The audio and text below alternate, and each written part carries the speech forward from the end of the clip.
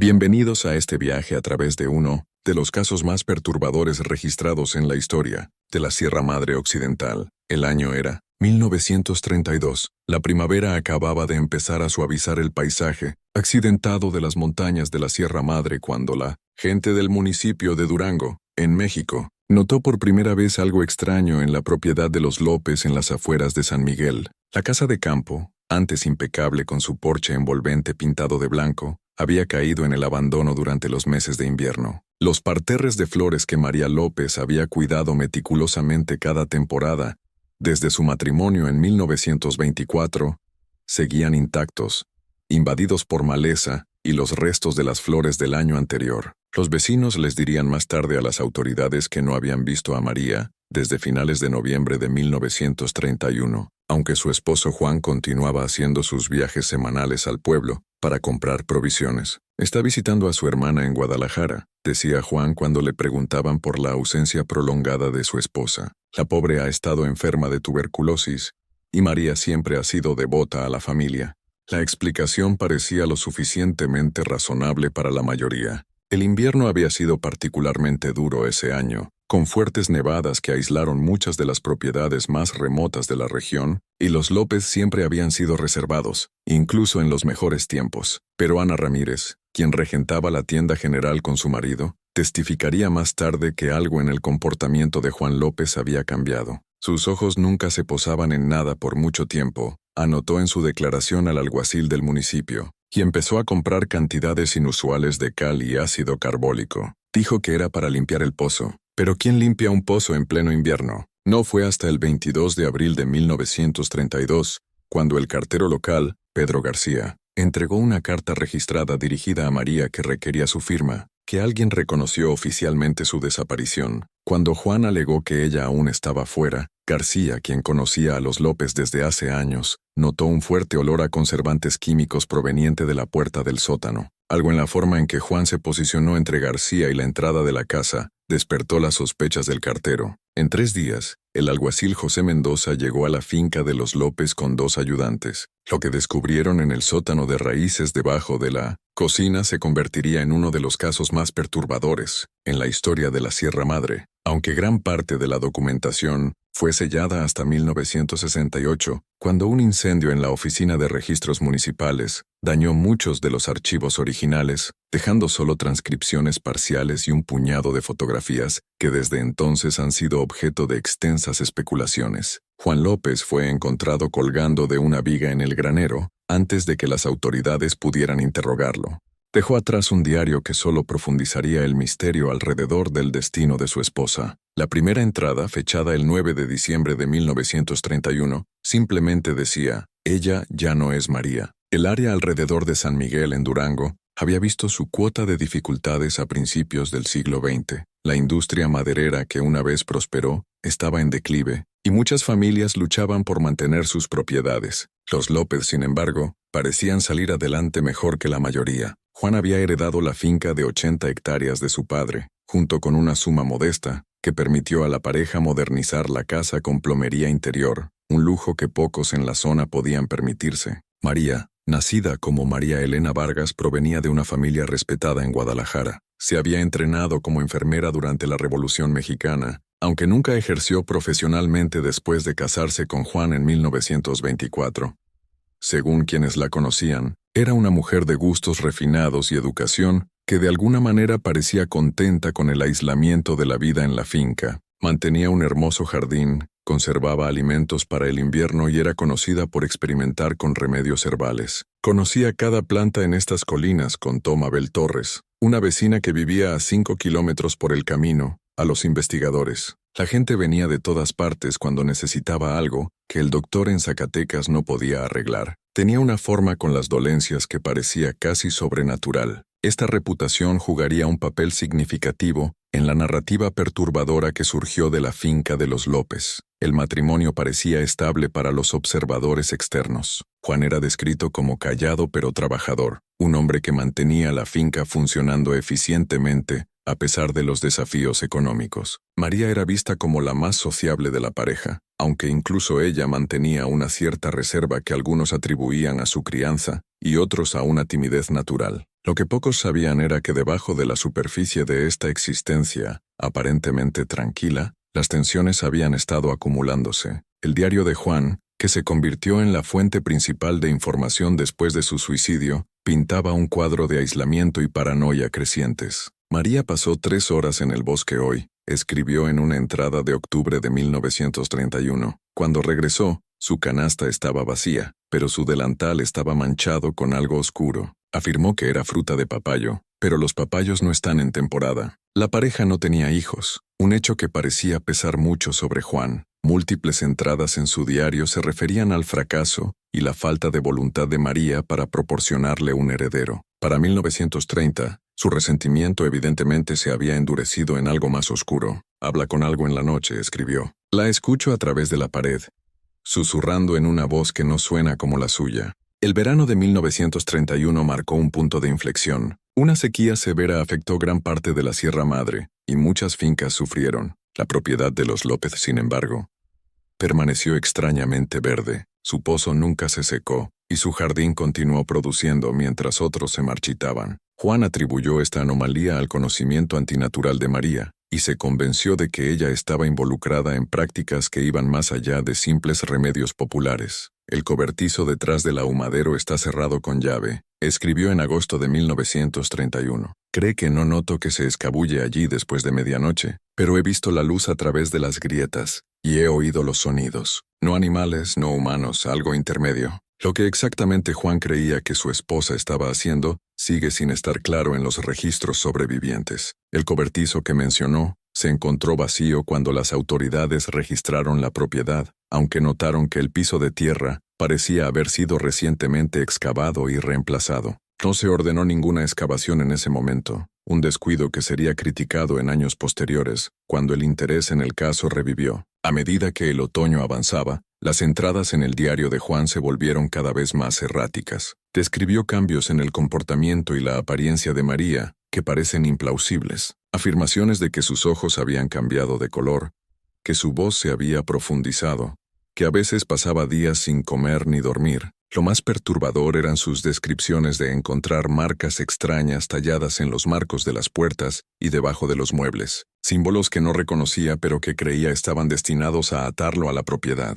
Los últimos meses de 1931 vieron la paranoia de Juan escalar dramáticamente. Comenzó a sospechar que María lo estaba envenenando, notando síntomas de mareos, visión borrosa y un sabor constante a metal en la boca. Expertos médicos que más tarde revisaron el caso sugirieron que estos podrían haber sido signos de envenenamiento por arsénico, siendo el arsénico un ingrediente común en ciertos pesticidas y fácilmente disponible para alguien con el conocimiento de química de María. Alternativamente, algunos propusieron que Juan mismo podría haber estado sufriendo de envenenamiento por cornezuelo, una condición causada por grano contaminado con hongos que puede producir alucinaciones y paranoia. Para noviembre, Juan había empezado a dormir en el granero, entrando a la casa solo durante las horas de luz diurna, cuando creía que era seguro. Dejó de comer cualquier cosa que María preparara y comenzó a llevar notas meticulosas sobre sus movimientos. La última vez que alguien reportó ver a María con vida fue el 4 de diciembre de 1931, cuando compró suministros en la tienda general de Ramírez.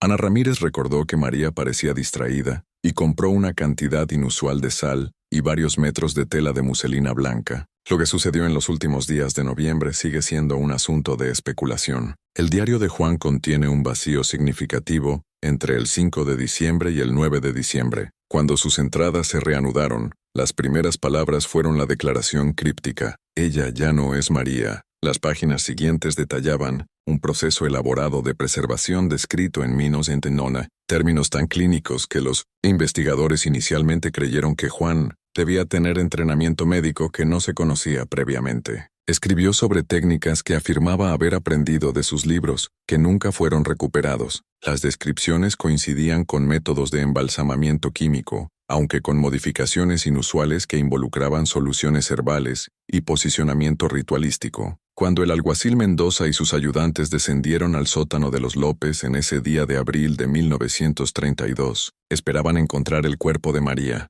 Lo que descubrieron en su lugar los perseguiría por el resto de sus vidas. El sótano había sido transformado. Las paredes estaban cubiertas con símbolos dibujados en lo que un análisis posterior confirmó como una mezcla de ceniza, arcilla roja y material orgánico que contenía sangre humana. En el centro del piso de tierra se había inscrito un círculo perfecto, dentro del cual se encontraban 7 frascos de vidrio arreglados en un patrón específico.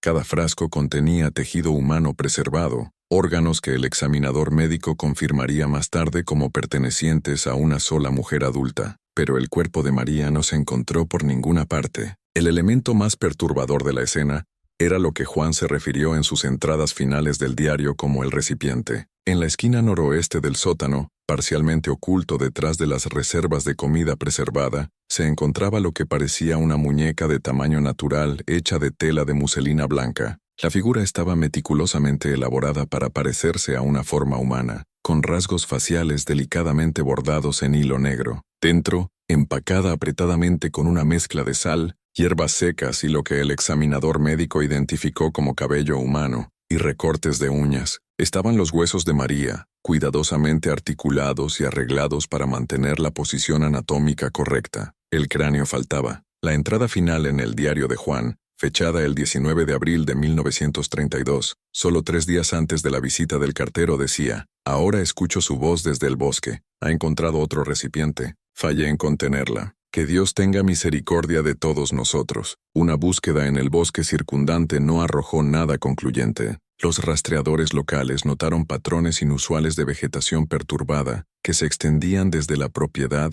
hacia un área que los locales llamaban el Cañón del Silencio, pero nunca se encontraron restos. La investigación concluyó oficialmente que Juan López había asesinado a su esposa en un estado de deterioro mental, posiblemente sufriendo de delirios alimentados por el aislamiento y problemas psicológicos subyacentes. El caso se cerró en junio de 1932. María fue declarada muerta, con Juan nombrado como su asesino. La propiedad fue eventualmente vendida en subasta, aunque cambiaría de manos múltiples veces en las décadas siguientes, desarrollando una reputación de ser insalubre o de mala suerte para sus ocupantes. El interés en el caso de los López podría haber desaparecido por completo si no fuera por la doctora Isabel Vargas, una folclorista de la Universidad Nacional Autónoma de México, que comenzó a investigar tradiciones de la Sierra Madre a finales de los años 1950. Mientras realizaba entrevistas sobre prácticas curativas locales, se encontró repetidamente con referencias a una mujer sabia que había vivido cerca de San Miguel en los años 1930. Las descripciones coincidían con María López, aunque ninguno de sus informantes usaba ese nombre. En cambio, se referían a una mujer llamada Tía Mari, o a veces la Dama de las Raíces, quien se decía que tenía una conexión inusual con la tierra. Según estos relatos, esta mujer podía hablar con las cosas que crecían y conocía secretos sobre el mundo natural que iban más allá de la sabiduría convencional. Lo más interesante es que varios informantes ancianos afirmaban que esta mujer no había muerto, sino que había regresado al bosque cuando su tiempo en forma humana se completó. El interés de la doctora Vargas se avivó. En 1968, solicitó acceso a los archivos del caso López, solo para enterarse de que muchos habían sido dañados en el incendio de la Oficina de Registros Municipales. Los fragmentos que quedaron, sin embargo, contenían suficiente detalle para convencerla de que algo más complejo que un simple asesinato había ocurrido en la finca de los López. Comenzó una investigación sistemática, rastreando testigos sobrevivientes y parientes de los involucrados. Su descubrimiento más significativo llegó en 1970, cuando localizó a la hermana menor de María, Sofía Ruiz Pérez, viviendo en un asilo en Guadalajara. Sofía, entonces en sus 70, inicialmente se negó a discutir sobre su hermana. Después de varias visitas, sin embargo, finalmente compartió un secreto familiar que arrojó nueva luz sobre todo el caso. Según Sofía, María no había nacido como Vargas. Como una niña de aproximadamente 3 años, había sido encontrada en 1902, vagando sola en el bosque cerca de la cabaña de verano de la familia, en la sierra de Oaxaca, incapaz de hablar y sin identificación. Los Vargas, que recientemente habían perdido a su propia hija por difteria, acogieron a la niña salvaje y la criaron como propia, creando una ficción sobre sus orígenes que mantuvieron a lo largo de sus vidas. María fue diferente desde el principio, le dijo Sofía a la doctora Vargas. Aprendió a hablar lo suficientemente rápido, pero nunca pareció entender completamente ciertas costumbres humanas. Madre tuvo que enseñarle cosas básicas que la mayoría de los niños saben instintivamente, como sonreír en situaciones sociales, cuándo mostrar emoción, por qué ciertos temas no se discutían en compañía educada.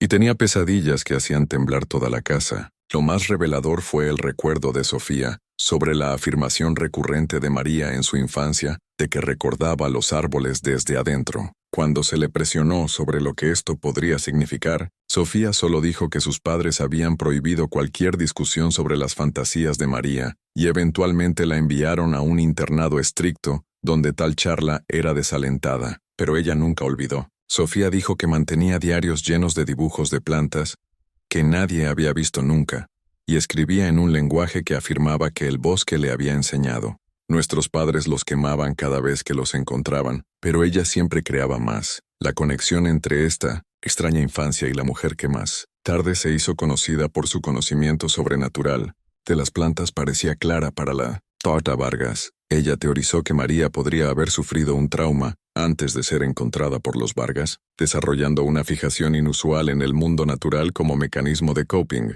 Esto, combinado con su aislamiento en la finca de los López y la creciente inestabilidad de su marido, podría explicar los eventos bizarros que culminaron en su desaparición. Pero otros aspectos del caso permanecieron inexplicados. El arreglo ritualístico de la escena en el sótano sugería un conocimiento que iba más allá de las tradiciones populares documentadas en la Sierra Madre. El cráneo faltante presentaba un rompecabezas particular, y lo más troubling eran los informes de locales que afirmaban haber visto a una mujer, parecida a María, vagando por los bosques alrededor del Cañón del Silencio, durante años después de su presunta muerte. La investigación de la doctora Vargas tomó un giro inesperado en 1971, cuando visitó la antigua propiedad de los López, ahora propiedad de una pareja retirada de Ciudad de México, que la usaba como casa de verano. Mientras examinaba el área donde una vez estuvo el cobertizo, descubrió una pequeña caja de metal enterrada aproximadamente a 60 centímetros bajo la superficie. Dentro había un diario encuadernado en cuero escrito aparentemente de puño y letra de María, aunque la escritura se degradaba en las páginas finales en un garabato errático que poco se parecía a la caligrafía limpia de las entradas anteriores. El diario presentaba una narrativa dramáticamente diferente de la cuenta de Juan. En él, María describía su creciente conciencia de que su esposo había comenzado a envenenarla en el verano de 1931. Aparentemente convencido de que ella practicaba brujería, documentó sus síntomas: pérdida de cabello, decoloración de las uñas, debilidad progresiva y su realización de que no sobreviviría el invierno si permanecía. Cree que no noto el sabor amargo en el café, el extraño polvo que mezcla en mi porción de guiso, escribió en octubre de 1931. He estado descartando comida cuando no mira, pero me debilito diariamente. El bosque me llama ahora más fuerte que nunca. Ofrece protección, pero el precio es alto. Para regresar, debo dejar atrás lo que nunca fue verdaderamente mío. Las entradas finales se volvieron cada vez más crípticas, refiriendo a un proceso que le permitiría desprenderse de lo prestado y regresar a la forma verdadera. La última entrada coherente, fechada el 6 de diciembre de 1931, decía: «Esta noche comienzo la separación. El recipiente permanecerá como evidencia de lo que me hicieron. La esencia regresa a la oscuridad que espera. Juan descubrirá lo que ha creado, pero para entonces estaré más allá de su alcance». La doctora Vargas intentó publicar sus hallazgos en una revista académica en 1972, pero su trabajo fue rechazado por especulativo y sensacionalista. Desanimada pero no disuadida, continuó su investigación de manera independiente, enfocándose en casos similares a lo largo de la región de la Sierra Madre, donde individuos con conexiones inusuales con el mundo natural habían encontrado fines misteriosos. En 1974, mientras exploraba un área cerca del Cañón del Silencio, la doctora Vargas desapareció. Un equipo de búsqueda encontró su automóvil estacionado al inicio de un sendero, con sus materiales de investigación organizados ordenadamente dentro, pero no se encontró rastro de la folclorista misma. El informe oficial concluyó que probablemente había caído en uno de los muchos sumideros o cuevas que salpican la región, Aunque no se recuperó ningún cuerpo, sus notas, que eventualmente fueron archivadas en la universidad, contenían un detalle final intrigante. En el margen de su diario de campo, junto a una entrevista con un hombre anciano que afirmaba haber visto a una mujer caminando hacia el Cañón del Silencio en noches de luna llena, la doctora Vargas había escrito: «Los ojos están mal, descritos como reflejando la luz como los de un animal y cambiando de color con las estaciones. Posible conexión con el diario de Juan».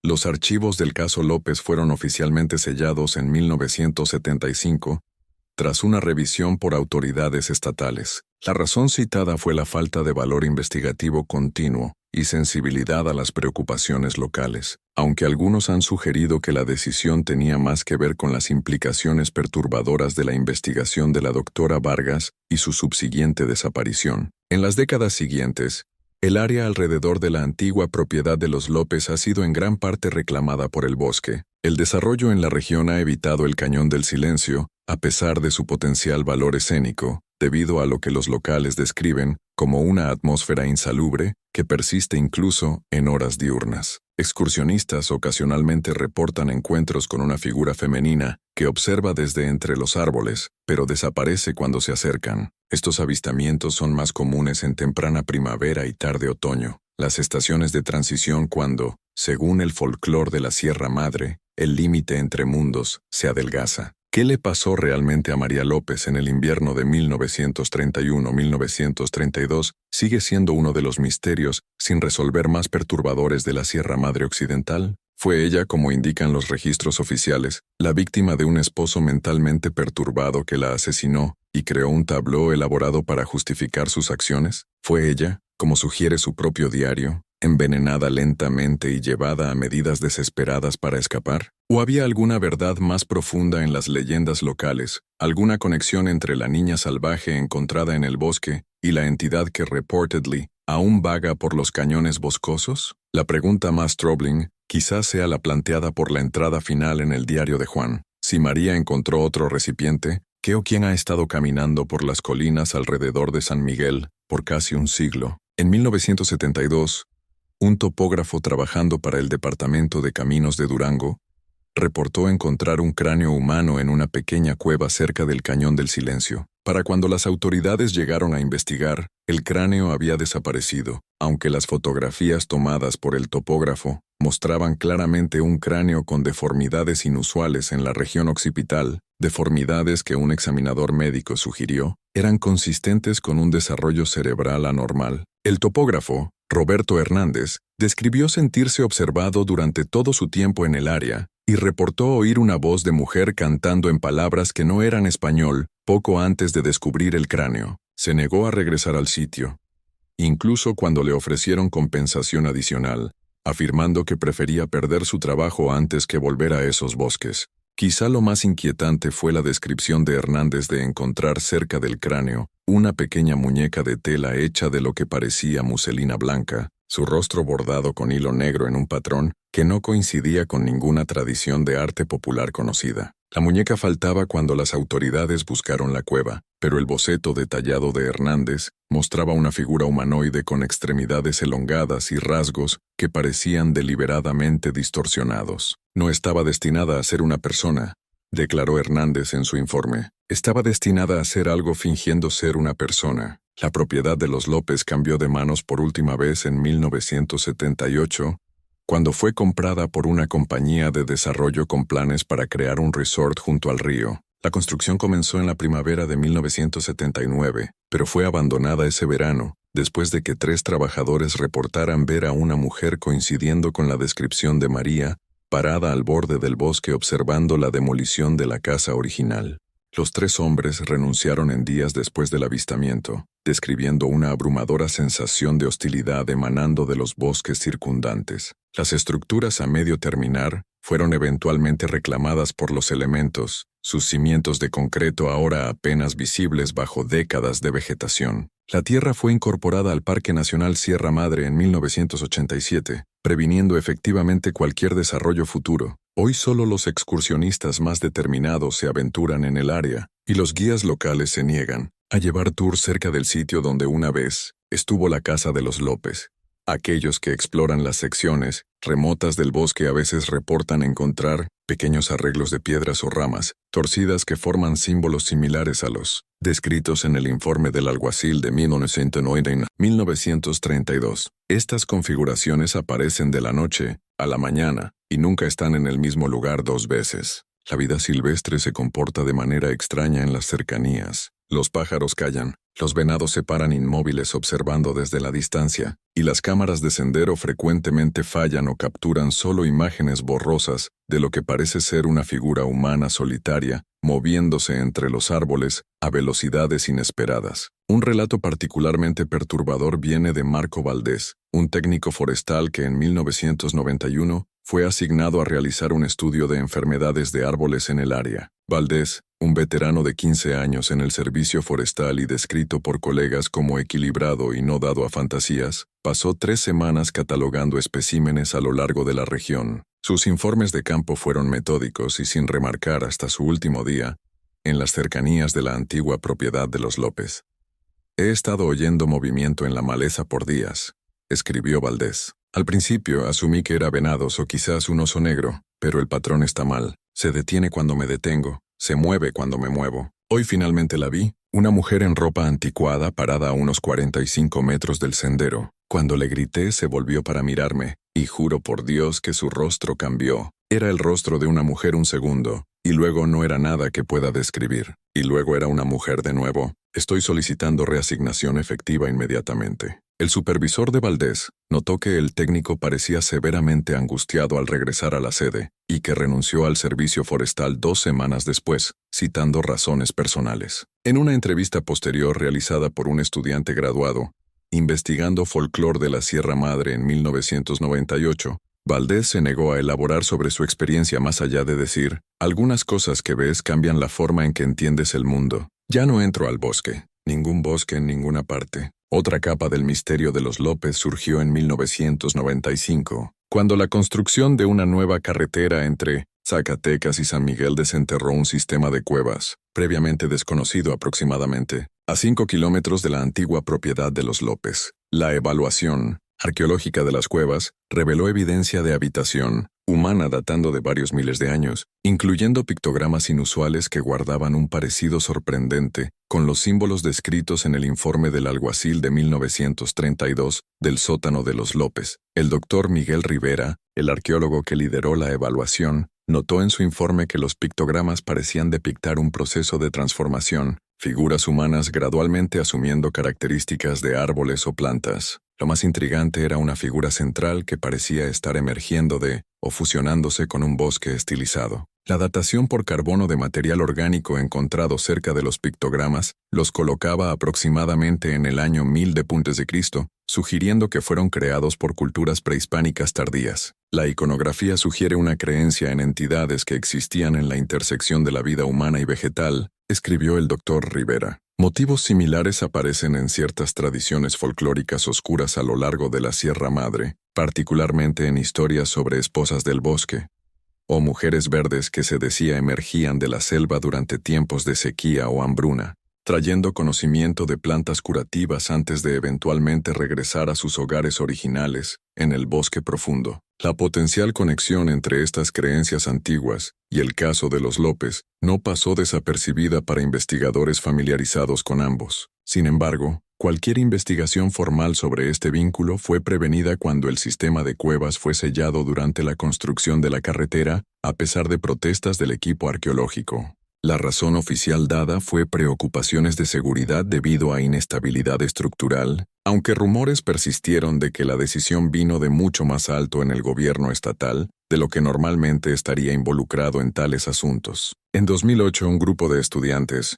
de folclore de la Universidad de Guadalajara intentó conducir una investigación nocturna en la antigua propiedad de los López. Instalaron equipo para grabar sonidos ambientales y fluctuaciones de temperatura usando metodologías desarrolladas para investigación paranormal. El grupo abandonó su campamento poco después de medianoche, dejando la mayoría de su equipo atrás. Cuando fueron entrevistados después, se negaron a discutir detalles específicos de lo que habían experimentado, pero mencionaron vocalizaciones que imitaban el habla humana y patrones de movimiento que desafiaban explicación natural. La única grabación que sobrevivió a su salida apresurada capturó solo sonidos del bosque durante las primeras 3 horas. Luego, aproximadamente a las 11:47 p.m., se puede oír la voz de una mujer al borde de la audibilidad, hablando en lo que expertos en lingüística identificaron como una forma fuertemente alterada de español antiguo, intercalada con sonidos que no tienen equivalente en ningún lenguaje conocido.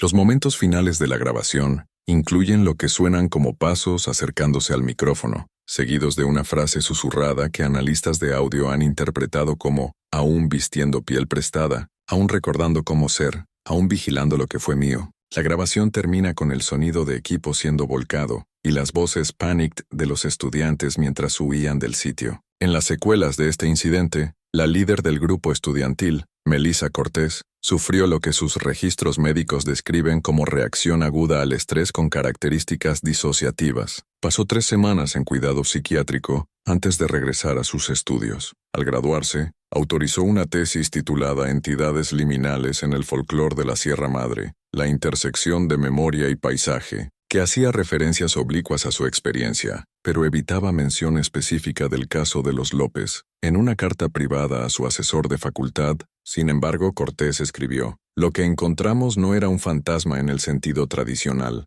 no era el remanente de una conciencia humana lingering después de la muerte. Era algo que había usado temporalmente la humanidad como una prenda, y luego la descartó cuando ya no servía. Y nos recuerda. Eso es lo más terrorífico. Recuerda lo que era ser uno de nosotros. Y nos observa con algo entre curiosidad y hambre». Cortés nunca regresó a la investigación de campo, y eventualmente dejó la academia por completo. Su paradero actual es desconocido. Los años siguientes vieron un interés aumentado en el caso de los López, entre aquellos que estudian folclore mexicano y lo paranormal. Aunque la mayoría de las investigaciones arrojaron poco más allá de lo ya conocido, los residentes locales se cansaron de forasteros haciendo preguntas sobre la mujer en el bosque, y generalmente se negaron a discutir el asunto con extraños. Una excepción fue Walter Pérez, cuya familia había vivido en la región desde antes de la independencia. En 2013, a la edad de 93 años, Pérez dio una entrevista a un historiador local en la que afirmó que historias sobre entidades viviendo en los bosques profundos de la Sierra Madre predata la llegada europea. «La abuela de mi abuela era zapoteca»,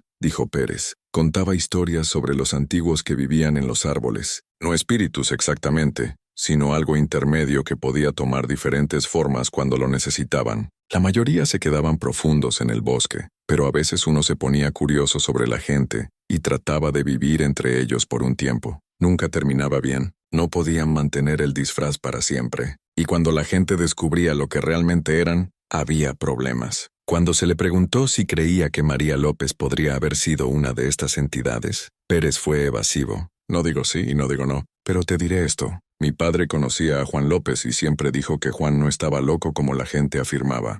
Asustado hasta la muerte quizás, pero no loco. Vio algo que no se suponía que se viera, y lo quebró».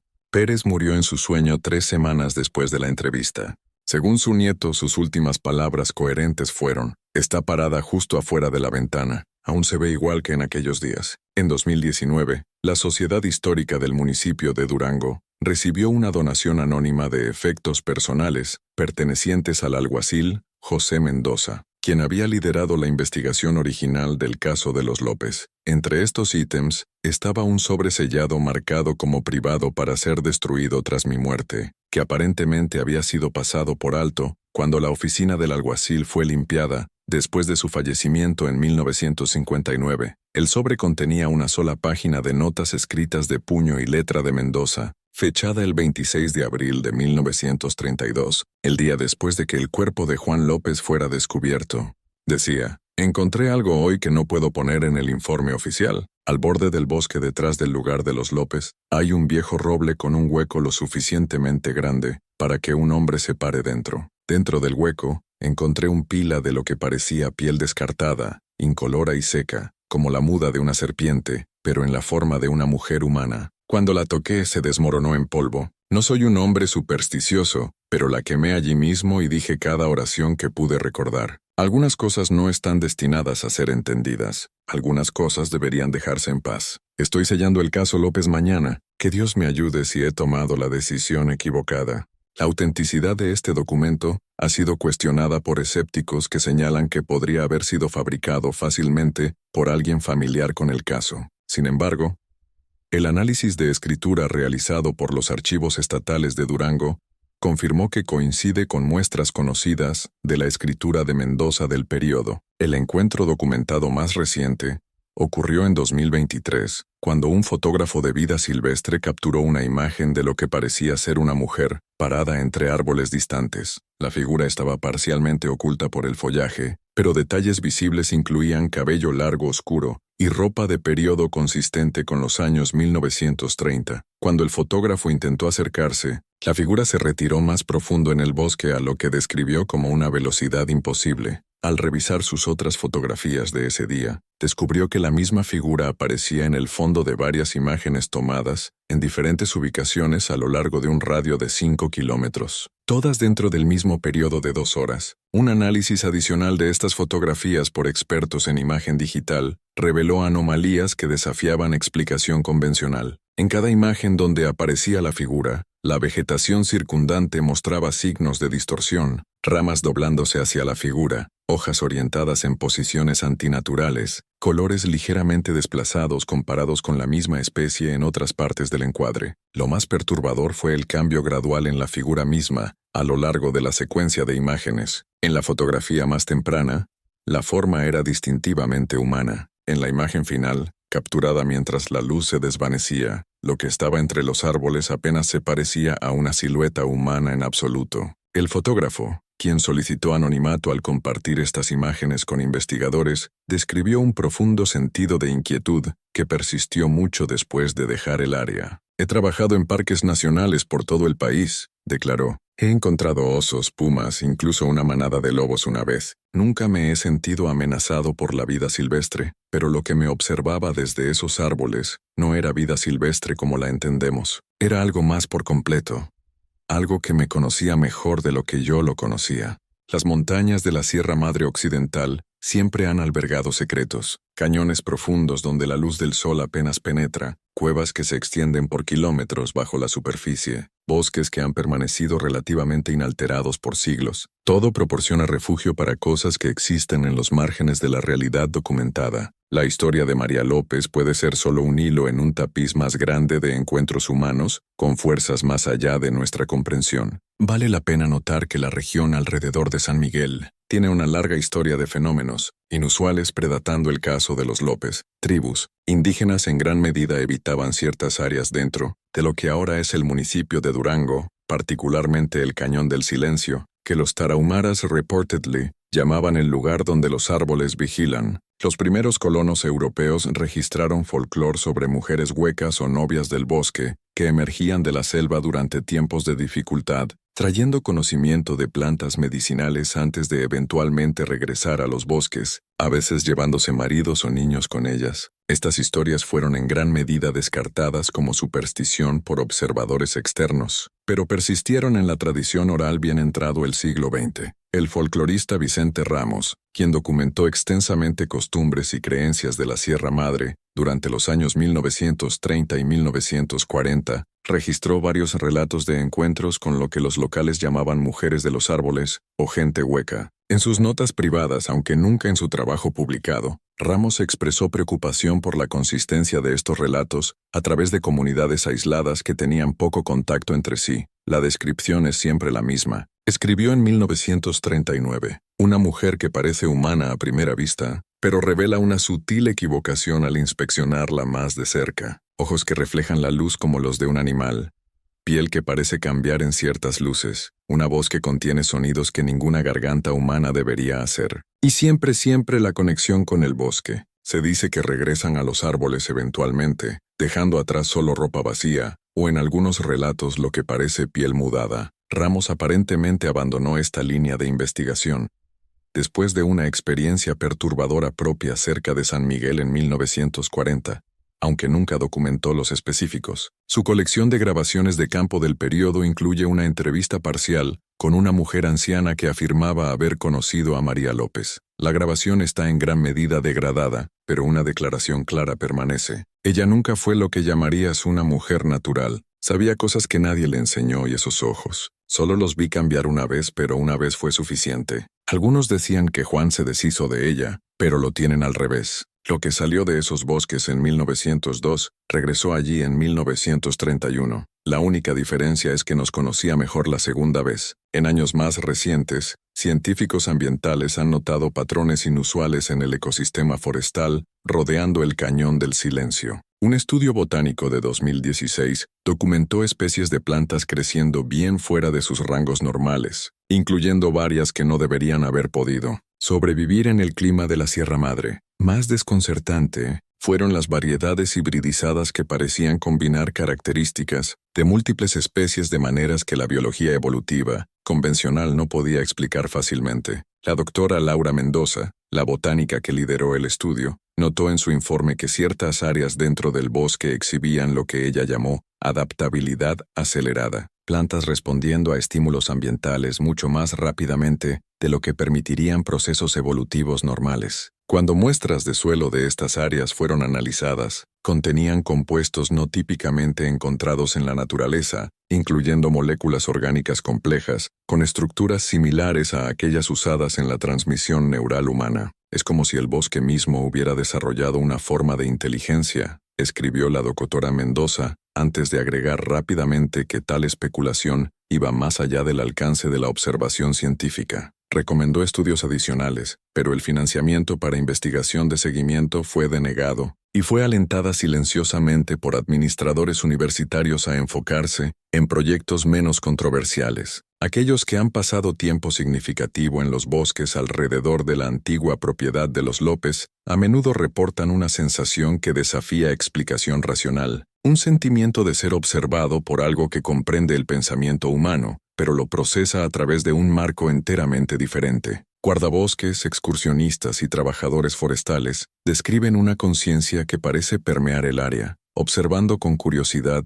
detachment y ocasional intervención. El guardabosques David Hernández, quien patrulló la región por 27 años antes de su retiro en 2025, resumió la experiencia en un memoir que su familia publicó privadamente después de su muerte. Nunca te sientes solo en esos bosques, incluso cuando sabes con certeza que ninguna otra persona está a kilómetros. No es una presencia malevolente la mayoría del tiempo, solo vigilante, como si fueras un espécimen bajo observación. Pero hay lugares, especialmente cerca de ese viejo cañón que llaman del silencio, donde el sentimiento cambia. El aire se pone pesado, el tiempo parece ralentizarse, y tienes la impresión distinta de que estás siendo evaluado, medido contra algún estándar que no entiendes. Y a veces, solo a veces, oyes a una mujer tarareando justo al borde de la audibilidad. Eso es cuando sabes que es hora de irse. Y rápido. Para aquellos que conocen la historia, los bosques alrededor del Cañón del Silencio permanecen como un lugar a evitar, especialmente en esos tiempos de transición. Amanecer, atardecer, el cambio de estaciones cuando los límites se adelgazan. Los residentes locales aún hablan en tonos hushed sobre la dama en los árboles y advierten a sus niños contra vagar demasiado lejos de los senderos marcados. Un incidente en 2014 reforzó estas advertencias cuando 2 adolescentes de Zacatecas desaparecieron después de decirle a amigos que planeaban acampar cerca de la antigua propiedad de los López para ver a la dama fantasma. Un equipo de búsqueda encontró su tienda y equipo 3 días después, abandonados pero intactos. A medio kilómetro de distancia, los buscadores descubrieron los zapatos de ambos chicos colocados pulcramente lado a lado al pie de un roble masivo. Pero no se encontró otro rastro de los adolescentes. La madre de uno de los desaparecidos reportó más tarde recibir cartas anónimas con matasellos de diferentes ubicaciones a lo largo de la Sierra Madre, escritas en lo que creía era la letra de su hijo, pero conteniendo solo frases desconectadas extrañas. La piel no encaja bien al principio. Hablan a través de las raíces. Recordamos ser tú. Las autoridades descartaron las cartas como un engaño cruel, pero la mujer mantuvo hasta su muerte en 2021, que algo en el bosque había tomado a su hijo. No lo mató, sino que lo transformó en algo más por completo. El informe oficial concluyó que los chicos probablemente se desorientaron en el bosque denso y murieron de exposición, aunque no se recuperaron cuerpos a pesar de una búsqueda exhaustiva involucrando perros rastreadores y equipo de imagen térmica. Aún está allá afuera. le dijo a un reportero local poco antes de su partida. No como él mismo ya, pero parte de lo que sea que vive en esos árboles. A veces conduzco hasta allá y solo me siento al borde del bosque. Puedo sentirlo observándome. No mi chico ya, pero no ido tampoco. Solo cambiado. Intrigantemente, el análisis de muestras, de suelo y vegetación recolectadas durante la operación de búsqueda, reveló anomalías similares a aquellas documentadas en el estudio botánico de la doctora Mendoza. El área inmediata, donde se encontraron los zapatos de los chicos, mostró concentraciones inusualmente altas de dimetiltriptamina, DMT, un compuesto psicodélico poderoso de origen natural, tanto en el suelo como en la corteza de los árboles circundantes. Mientras que el DMT se encuentra en muchas especies de plantas en todo el mundo, las concentraciones medidas en muestras del Cañón del Silencio fueron órdenes de magnitud más altas que cualquier previamente documentada en América Latina. El doctor Javier Herrera, un neuroquímico que revisó el análisis, sugirió que la exposición a tales niveles altos del compuesto podría inducir alteraciones profundas en la percepción y la conciencia, potencialmente explicando reportes de experiencias extrañas en el área. Sin embargo, reconoció que la presencia de DMT sola no podía explicar la naturaleza consistente de estas experiencias a lo largo de décadas, ni la evidencia física asociada con casos como la desaparición de los López. Algo inusual está ocurriendo en ese bosque, concluyó el doctor Herrera en su informe. Ya sea una combinación única de factores ambientales creando respuestas psicológicas compartidas, o algo que yace fuera de nuestra comprensión científica actual, no puedo decirlo con certeza, pero la consistencia de los reportes por casi un siglo sugiere que estamos lidiando con más que solo folclore o alucinación masiva. En 2018, un descubrimiento arqueológico inusual añadió otra capa al misterio. Durante la expansión de un campamento cerca del lago de Chapala, trabajadores desenterraron un frasco de vidrio sellado conteniendo un paquete de papeles envueltos en tela encerada. El frasco, determinado que databa de principios de los años 1930, contenía lo que parecían ser notas de investigación escritas por María López misma, documentando sus observaciones de la vida vegetal en la Sierra Madre entre 1925 y 1930. Las notas, escritas en una mano precisa y educada, comenzaron como observaciones botánicas directas, pero gradualmente evolucionaron en algo más inquietante.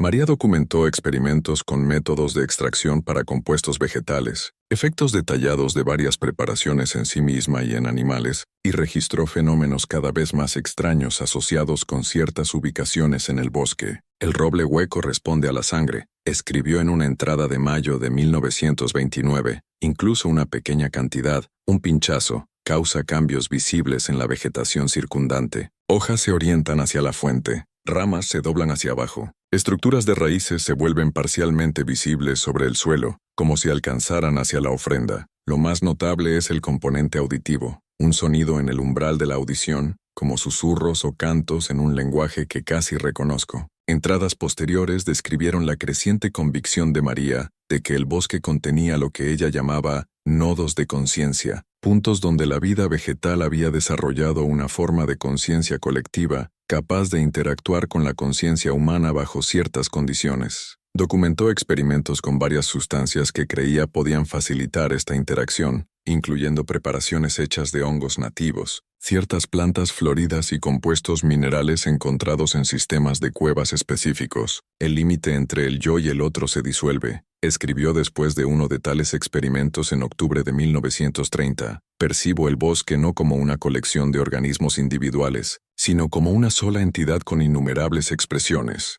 Más asombroso es su percepción de mí. Reconoce algo familiar, algo que recuerda de hace mucho. Habla a través de sensación más que lenguaje, pero el mensaje es claro. Fuiste parte de nosotros una vez, puedes serlo de nuevo. Las páginas finales de las notas de María detallaban su creciente conciencia de las sospechas de su esposo y su miedo de que él pretendiera dañarla. A diferencia del diario de Juan, que la pintaba como cada vez más alienígena y amenazante, la cuenta de María retrataba a una mujer atrapada entre dos mundos, la sociedad humana en la que había sido criada para habitar y algo más antiguo, llamándola de regreso a su redil. Juan cree que practicó alguna forma de brujería. Escribió en lo que parece ser su entrada final, fechada el 1 de diciembre de 1931. No entiende que lo que sucede en el bosque es mucho más antiguo que cualquier concepción humana de magia. simplemente es un modo diferente de existencia que ocasionalmente se intersecta con el nuestro. He tratado de mostrarle la belleza en ello, pero él ve solo amenaza. Anoche,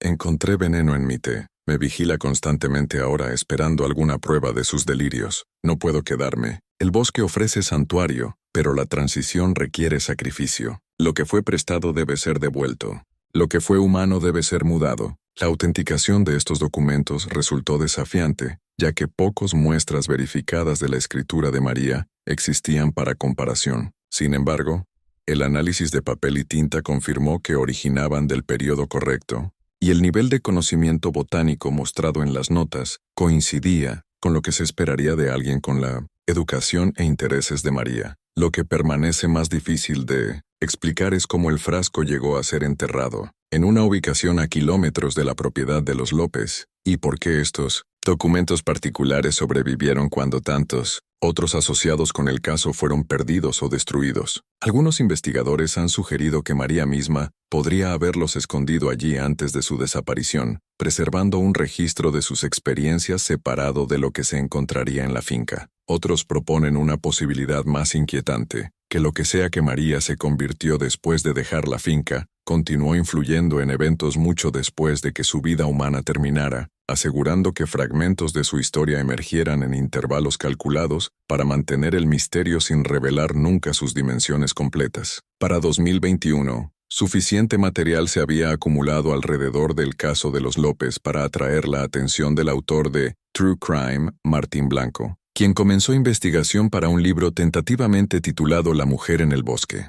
el extraño caso de María López. El enfoque de Blanco era escéptico y forense, enfocándose en los hechos documentados del caso e intentando construir una explicación racional para los eventos de 1931-1932. El dicho escenario más probable es que Juan López asesinara a su esposa durante un episodio psicótico y creara una historia de cobertura elaborada para justificar sus acciones. Escribió Blanco en sus notas de investigación: el cráneo faltante, el arreglo ritualístico en el sótano, signos clásicos de un asesino con delirios. Todos los elementos sobrenaturales que se acumularon después son solo folclore haciendo lo que hace el folclore, transformando un crimen trágico pero mundano en algo que encarna ansiedades culturales más profundas. Blanco realizó entrevistas con historiadores locales, descendientes de aquellos involucrados en el caso original y expertos en campos relevantes, incluyendo patología forense, psicología y tradiciones folclóricas de la Sierra Madre.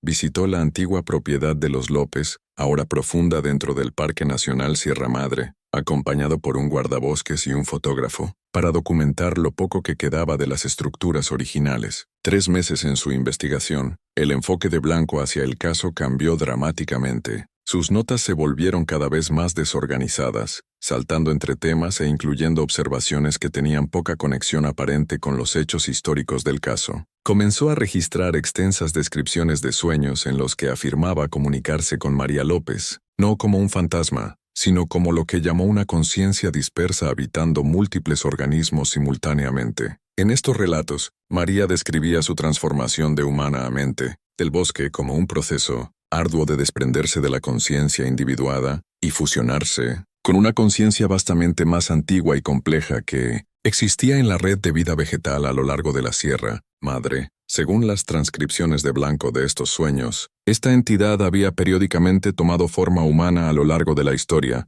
habitando los cuerpos de niños encontrados o perdidos, que luego eran criados como humanos, hasta que el llamado a regresar se volvía demasiado fuerte para resistir. La forma humana es limitante pero instructiva, citó Blanco a María diciendo: aprendemos a través de ella. Recordamos lo que es estar contenido, percibir a través de canales tan estrechos. Cuando regresamos al yo mayor, traemos ese conocimiento de vuelta. Nos cambia el bosque. El editor de Blanco se preocupó cuando perdió varias fechas límite y presentó capítulos fragmentados que desviaban significativamente de su outline propuesto. Cuando fue contactado por teléfono, Blanco afirmó estar al borde de un avance y insistió en que necesitaba pasar más tiempo en el bosque cerca de la propiedad de los López. Su comunicación final fue un email enviado a las 3:17 am el 18 de octubre de 2021, que contenía solo el mensaje críptico: ella no estaba tratando de volverse más como nosotros. Nosotros estábamos destinados a volvernos más como ella. 3 días después, el auto rentado de Blanco fue encontrado abandonado en un camino de servicio forestal, cerca del Cañón del Silencio. Una búsqueda en su cabaña rentada,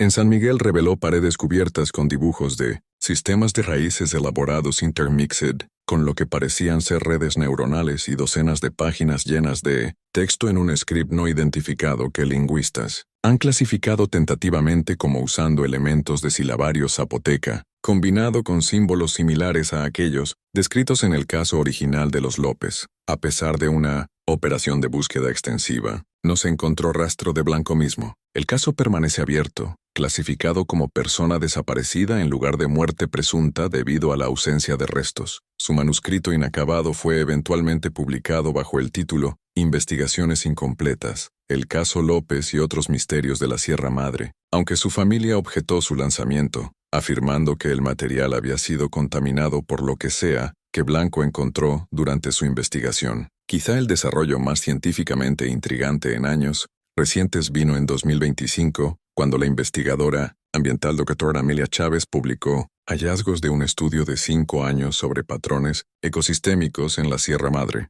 Usando imágenes satelitales, sensores a nivel de suelo y análisis de registros históricos de uso de tierra, la doctora Chávez identificó lo que llamó redes de comunicación entre segmentos forestales aparentemente dispersos a lo largo de la región. Observamos patrones de comportamiento sincronizados a través de comunidades vegetales, separadas por distancias significativas, escribió la doctora Chávez. Cambios en un área, como respuestas a estresores ambientales, se reflejaban en otras áreas sin ninguna conexión física aparente. Es como si la información estuviera siendo transmitida a través de canales que aún no podemos detectar. Lo más relevante para el misterio de los López fue la observación de la doctora Chávez de que estos patrones se centraban alrededor de nodos específicos, uno de los cuales correspondía precisamente a la ubicación del Cañón del Silencio. Esta área mostró actividad bioacústica inusualmente alta, vibraciones sutiles producidas por vida vegetal que,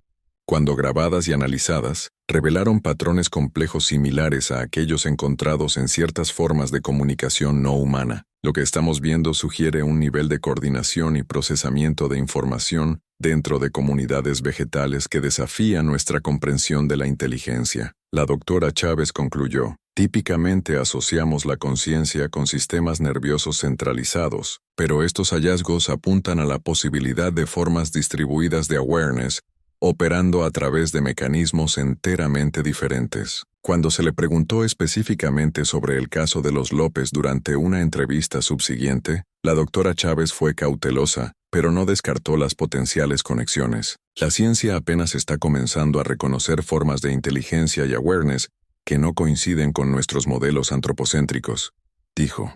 ¿Es posible que humanos pudieran interactuar con, o incluso ser incorporados a tales sistemas bajo ciertas circunstancias? No lo descartaría en bases puramente teóricas. Los límites entre formas de vida distintas son más permeables de lo que una vez creímos. Esta perspectiva ofrece un marco para entender el caso de los López, que puentea el gap entre folclore y conceptos científicos emergentes. Si María López de hecho tenía una conexión inusual con el ecosistema forestal, ya sea a través de sensibilidad neuroquímica, predisposición genética o algún otro mecanismo, sus experiencias podrían representar un caso documentado de interacción con una inteligencia no humana que la ciencia solo ahora está comenzando a reconocer. El motivo recurrente de transformación en relatos asociados con el caso, desde la descripción de Juan de su esposa, convirtiéndose en algo más hasta los pictogramas en el sistema de cuevas, mostrando figuras humanas fusionándose con plantas, sugiere un fenómeno que trasciende la psicología individual y toca algo más fundamental sobre la relación entre vida humana y no humana. Y en ciertas noches, usualmente en tarde otoño, cuando las hojas han caído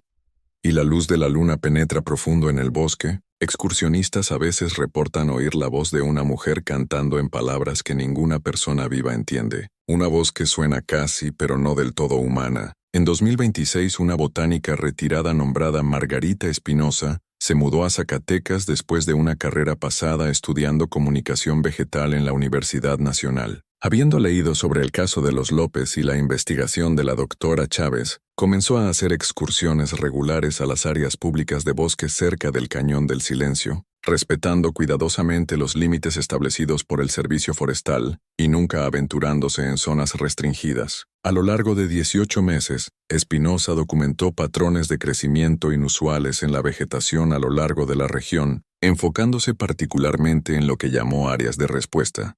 Ubicaciones donde las plantas parecen reaccionar a la presencia humana de maneras que no podían explicarse por estímulos normales, como movimiento de sombras o exhalación de dióxido de carbono. En estas áreas, la vegetación se orienta físicamente hacia visitantes humanos, notó en su diario de investigación privado, no solo en respuesta a luz o calor, sino en lo que parece ser atención enfocada. Lo más striking es el patrón consistente de respuesta, observación inicial, seguida de lo que solo puedo describir como reconocimiento, y luego ya sea retirada o aproximación, dependiendo de factores que aún no he identificado. Espinosa comenzó a experimentar con métodos de interacción, dibujando de su conocimiento de mecanismos de señalización vegetal. Usó varias combinaciones de compuestos químicos, frecuencias de sonido y contacto físico para establecer lo que esperaba pudiera convertirse en una forma de comunicación. Sus notas describen éxito creciente con estos métodos, culminando en lo que llamó intercambios coherentes, en los que el bosque respondía a sus señales en patrones que sugerían transferencia de información significativa en lugar de reacciones aleatorias. El 22 de abril de 2028, el aniversario del día en que la desaparición de María López fue oficialmente reconocida, Espinosa reportó su avance más significativo. Después de aplicar un compuesto derivado de proteínas neurales humanas al suelo, alrededor de un roble específico, y luego reproducir una grabación de latidos cardíacos humanos, amplificada a través del suelo, observó una respuesta que desafiaba explicación convencional. El bosque respondió, escribió, no en palabras, no en sonido en absoluto, sino en imágenes que se formaron en mi mente, con una claridad que nunca he experimentado antes. Vi a una mujer, joven de cabello oscuro, vestida en ropa de otra era caminando entre los árboles. Se volvió para mirarme, y su rostro se desplazó entre rasgos humanos y algo más, no monstruoso, solo diferente, vegetal de una manera que no puedo describir adecuadamente. Y entonces entendí, no a través del lenguaje, sino a través de conocimiento directo, que estaba viendo a María López como existe ahora, ni completamente humana ni completamente bosque, sino algo que puentea ambos estados de ser. En sesiones subsiguientes, Espinosa afirmó haber establecido comunicación continua con esta entidad, aprendiendo fragmentos de su historia y naturaleza. Según sus notas, lo que comenzó como María López se había fusionado con una conciencia que había existido en el bosque por miles de años, periódicamente tomando forma humana, para recordar la individuación y traer esa experiencia de vuelta a la conciencia colectiva. No es malevolente, insistió Espinosa en su entrada final del diario, solo profundamente diferente de la conciencia humana. Percibe tiempo, identidad y existencia a través de un marco enteramente diferente. Lo que aparece aterrador o amenazante para nosotros es simplemente la disonancia inevitable que ocurre cuando modos de ser tan diferentes se intersectan. El 5 de junio de 2028, Margarita Espinosa desapareció durante lo que sus notas indicaban sería su intento de comunicación más ambicioso hasta ahora. Su auto fue encontrado estacionado al inicio de un sendero, con sus materiales de investigación organizados ordenadamente dentro. Una nota en el asiento del pasajero decía simplemente, si no regreso, sepan que fui voluntariamente. Algunas preguntas solo pueden ser respondidas convirtiéndote en parte de lo que buscas entender. No se ha encontrado rastro de Espinosa a pesar de múltiples operaciones de búsqueda. Sus diarios de investigación fueron eventualmente publicados en línea por su hija, aunque publicaciones científicas mainstream los han descartado en gran medida como el producto de una mente envejeciente, influenciada por folclore local y posiblemente demencia temprana. Aquellos que han leído las cuentas de Espinosa con mente abierta, sin embargo, notan la precisión de sus observaciones y la consistencia de sus experiencias documentadas con otros reportes, abarcando casi un siglo. Si incluso una fracción de lo que describió es preciso, el caso de los López representa no solo una desaparición sin resolver, sino una instancia documentada de contacto con una forma de inteligencia que existe junto a la humanidad, pero percibe la realidad a través de una lente enteramente diferente. El verdadero destino de María López puede nunca ser conocido. El registro oficial afirma que fue asesinada por su esposo en un ataque de delirio paranoico. Pero en la Sierra Madre, los registros oficiales nunca han capturado la realidad completa de lo que existe en los espacios sombreados entre asentamientos humanos. Algunas historias se niegan a terminar, algunos misterios resisten resolución, y algunas entidades continúan caminando los límites entre mundos mucho después de que sus nombres hayan sido olvidados por todos, menos los buscadores más dedicados de verdades ocultas. Aquellos que se aventuran en los bosques alrededor de San Miguel harían bien en recordar que no todo lo que lleva un rostro humano nació en forma humana, y algunos recipientes, una vez vaciados, permanecen disponibles para otros ocupantes. En 2029, un equipo del Departamento de Antropología de la Universidad Nacional comenzó un proyecto para digitalizar y preservar registros frágiles relacionados con folclore de la Sierra Madre, incluyendo materiales asociados con el caso de los López. Durante este proceso, descubrieron una grabación de audio previamente pasada por alto, hecha por la doctora Isabel Vargas, poco antes de su desaparición en 1974. La grabación, mal degradada pero parcialmente recuperable con tecnología moderna, capturó lo que parecía ser las notas de campo finales de la doctora Vargas, dictadas mientras se preparaba para explorar un área cerca del Cañón del Silencio. Su voz, inicialmente clara y profesional, creció cada vez más tensa a medida que la grabación progresaba. El guía local se negó a acompañarme más allá de este punto, declaró. Afirma que esta sección del bosque ha estado mal desde antes de la época de su abuelo. El camino adelante muestra características inusuales. La vegetación forma corredores distintos, que parecen deliberadamente mantenidos a pesar de no haber evidencia de intervención humana. La temperatura ha bajado aproximadamente 10 grados, aunque he descendido solo ligeramente en elevación. El ruido de fondo en la grabación incluía sonidos normales del bosque, llamados de pájaros, viento a través de hojas, pero especialistas en audio notaron anomalías que se volvieron más pronunciadas a medida que la grabación continuaba. Ciertas frecuencias aparecían artificialmente suprimidas, mientras que otras eran amplificadas más allá de lo que ocurriría naturalmente. El patrón sugería lo que un analista describió como manipulación acústica del ambiente, como si el bosque mismo estuviera controlando qué sonidos podían propagarse dentro de él. Los minutos finales de la grabación documentaron el descubrimiento de la doctora Vargas de lo que describió como un claro que no aparece en ningún mapa, conteniendo un arreglo circular de piedras rodeando un solo roble de tamaño enorme. A medida que se acercaba a este árbol, sus descripciones se volvieron cada vez más desarticuladas. El patrón de la corteza forma símbolos distintos similares a aquellos reportados en el sótano de los López. Movimiento dentro del tronco, no viento, algo más. Cavidad formándose. Ella está aquí, María, es eso. La grabación terminó abruptamente con lo que expertos en audio identificaron como un evento infrasónico masivo. Un sonido por debajo del rango de audición humana, pero lo suficientemente poderoso para disruptir el equipo de grabación. El elemento audible final fue lo que sonaba como la voz de una mujer, distante pero clara, diciendo palabras que análisis lingüístico ha interpretado como «He estado esperando a alguien que pudiera entender». Esta grabación, autenticada como genuina por múltiples expertos independientes, proporciona evidencia convincente de que la desaparición de la otra Vargas estaba conectada a su investigación del caso de los López, y que lo que sea que encontró en el bosque ese día estaba directamente ligado a los eventos de 1931-1932. También sugiere que la entidad asociada con María López ha mantenido alguna forma de conciencia y agencia por décadas después de su supuesta muerte. El sonido que aún ecoa a través del Cañón del Silencio no es la voz de María, es algo más antiguo, algo que meramente tomó prestada su forma por un tiempo, algo que ahora ha regresado a su estado original, pero retiene suficiente memoria de la humanidad para observarnos con ojos curiosos desde entre los árboles. Si te encuentras en la Sierra Madre Occidental, cerca de los bosques donde una vez estuvo la finca de los López, y sientes el peso de ojos invisibles rastreando tus movimientos, no mires atrás.